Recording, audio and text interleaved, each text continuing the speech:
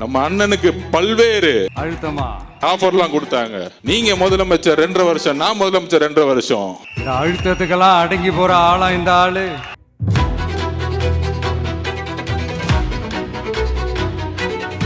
அப்ப அண்ணன் சொன்ன ஒரே வார்த்தை எங்க கிட்ட, எனக்கு ஆஃபர் தேவையில்லை, தமிழக மக்களுடைய உண்மையான நம்பிக்கையை, என்றைக்கும் தமிழக மக்களுடைய நம்பிக்கையை நான் உருவாக்கக்கூடிய அரசு, மத சார்பற்ற சமூக நீதிக்கான அரசை உருவாக்கக்கூடிய ஒரு வலிமையை தமிழக வெற்றி கழகம் உருவாக்கும் சொன்னது எங்களுடைய தலைவர் விஜய் அவர்கள்.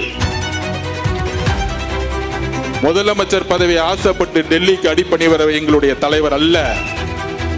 பராசக்தி ரிலீஸ் ஆனோம்னா போய் ஹோம் மினிஸ்டர் பார்த்துட்டு உதயநிதி ஒரு போன் கால் பேசி ரிலீஸ் பண்ண ஒரு எங்க ஆள் கிடையாது. இந்த அரசியலை தைரியமாக எதிர்கொள்ளக்கூடிய ஒரே தலைவர் எங்களுடைய தலைவர் விஜய் அவர்கள்.